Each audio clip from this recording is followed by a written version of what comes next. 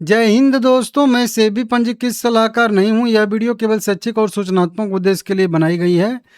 50,000 करोड़ रुपए का value unlocking हुआ है और अभी कुछ लोगों को वो भी रोना आ रहा है कि सर रिलायंस वेदांता ऑयल में मुझे तो इतना 60% का लॉस दिख रहा है। वेदांता आयरन स्टील में सर मुझे तो 70% का लॉस दिख रहा है। वेदांता पावर में मुझे 54% का लॉस दिख रहा है। तो क्या सर मैं बुक करूंगा तो मुझको लॉस हो जाए? मतलब समझ में नहीं आ रहा है लोगों को कि हुआ क्या है। अच्छा खासा लिस्टिंग गेन मिला 22% का। अभी भी 12% के आसपास का लिस्टिंग गेन या प्रॉफिट कह लीजिए ट्रेड कर रहा है। फिर भी लोगों को समझ में नहीं आ रहा है, वो रोना रो रहे हैं जो उनके बैलेंस शीट पे उस पोर्टफोलियो में जो शेयर का प्राइस बस दिख रहा है डिफरेंस में कि 60% डाउन, 70% नीचे, बस उनको बस वो दिख रहा है। जो हुआ है वो नहीं दिख रहा है, जो नहीं हुआ है वो दिख रहा है, लेकिन जो हुआ है वो नहीं दिख रहा है।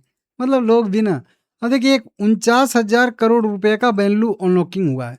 जब जब भी डिमर्जर की बात आती है या डिमर्जर के बारे में सवाल होता है, तो एक ही बात है, चाहे जो भी उनके प्रमोटर हों, एमडी, सीईओ जो भी कह लीजिए, वो यही कहते हैं कि ये जो डिमर्जर हो रहा है वैल्यू अनलॉकिंग के लिए हो रहा है। कोई भी डिमर्जर आप सुनोगे तो उसी वही चीज़ होता है कि वैल्यू अनलॉकिंग के लिए हो रहा है। तो वैल्यू अनलॉकिंग के लिए हुआ है, तो कैसे वैल्यू अनलॉकिंग हुआ है, ठीक है ना? उसको देख लेते हैं।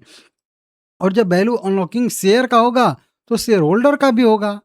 अब यही चीज़ ये विस्तृत में ये रिपोर्ट लिखी गई है। हालाँकि ये चीज़ मैं आप लोगों को समझा ही चुका हूँ अलग तरीके से कि कितना हम लोगों को मतलब लिस्टिंग गेन मिला है। तो लिस्टिंग गेन चाहिए कहिए या उसी को आप मतलब वैल्यू अनलॉकिंग कहिए, दोनों बात एक ही हुआ ना भाई।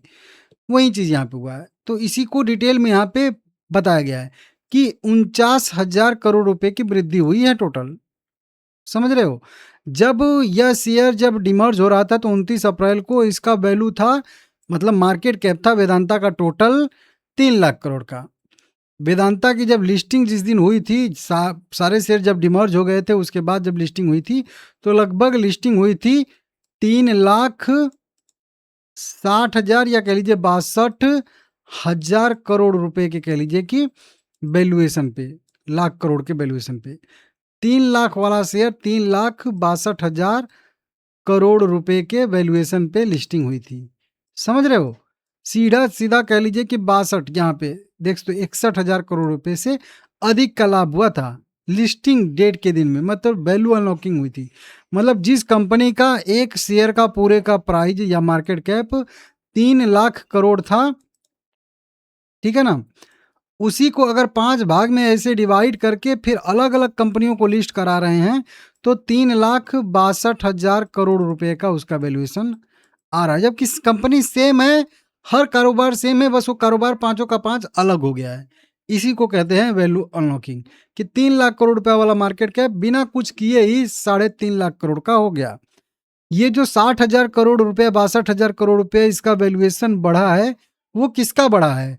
कंपनी का बढ़ा है, लेकिन कंपनी के शेयर जिन लोगों के पास हैं, उनका भी तो 60,000 बढ़ा है। 60,000 में जितना आपके पास 1 शेयर होंगे, 1,000 शेयर होंगे, 1 लाख शेयर होंगे, उसके हिसाब से आपका भी बढ़ा ही होगा ना। 20% तो आपका भी बढ़ा ही होगा ना। जब कंपनी का टोटल मार्केट कैप 20% बढ़ रहा है 3 लाख करोड़ से लेके सीधा 3,62,000 करोड़, मतलब 20% की सीधी-सीधी वृद्धि, तो आपका भी पोर्टफोलियो तो 20% बढ़ा ही होगा ना। तो फिर वहाँ कहाँ से क्वेश्चन आ गया कि sir iron and steel 60% loss में दिख रहा है। अरे वो 60% लॉस में दिखे, चाहे 100%, 1000% लॉस में दिखे, आपने उसका पैसा थोड़े ही पे किया है। हाँ, अगर इनडायरेक्टली कहोगे कि नहीं हमने तो पैसा पे किया था, जो मैं लॉजिक समझाया था, तो हाँ, आपने अगर 400 774 रुपये पे खरीदा था, तो 300 का आपके पास वेदांता है, 474 रुपये आपने पे किया था, उन चारों कंपनियों का, और उतना तो आपका एक ही कंपनी ने दे दिया 458 रुपये। लिस्ट तो हुई थी 520 रुपये पे, तो 474 रुपये आपने चारों का पे किया था और 520 रुपये तो एक ही ने दे दिया। 3 कंपनियाँ तो आपको फ्री में ही मिल गई। फिर भी आपको रोना आ रहा है कि अभी तो इसमें 60% दिख रहा है, इसमें इतना कैसे दिख रहा है? छोड़ दीजिए ना उसको, आपको रखना है रखिए, नहीं रखना उसको बेचिए। सीधा-सीधा आके वेदांता में टोटल लगा दीजिए, यही मेरी स्ट्रेटजी है। आप लोग पूछ रहे हो कि बाकी शेयर का क्या करें? डिविडेंड का भी मैं रूल पढ़ रहा था, वेदांता तो डिविडेंड देगी ही देगी, हिंदुस्तान जिंक का उसके पास बैकअप है।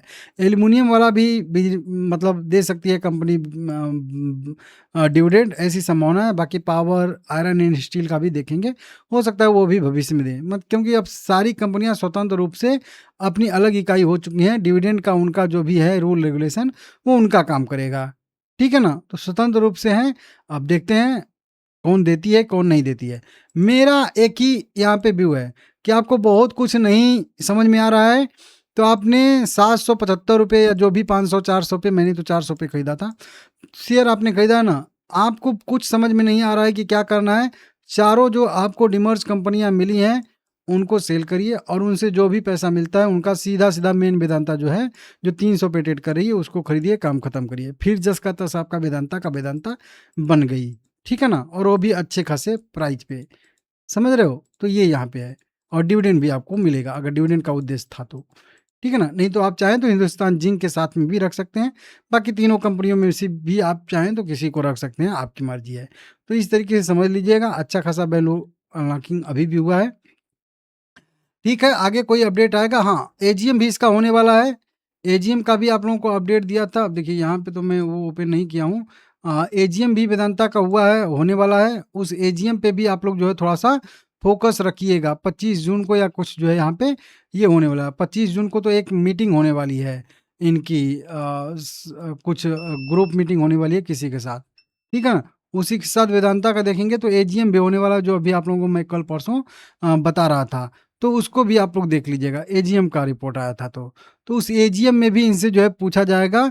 14 जुलाई को होने वाला है एजीएम, तो उससे भी पूछा जाएगा कि कौन सी डिविडेंड देगी कौन सी नहीं डिविडेंड देगी। तो उस समय भी आपको पता चल जाएगा कि कौन सी कंपनी रखना है कौन सी कंपनी नहीं रखना है। तब तक आप उसको होल्ड करके रखिए, ठीक है ना। तो ऐसा भी कर सकते हैं।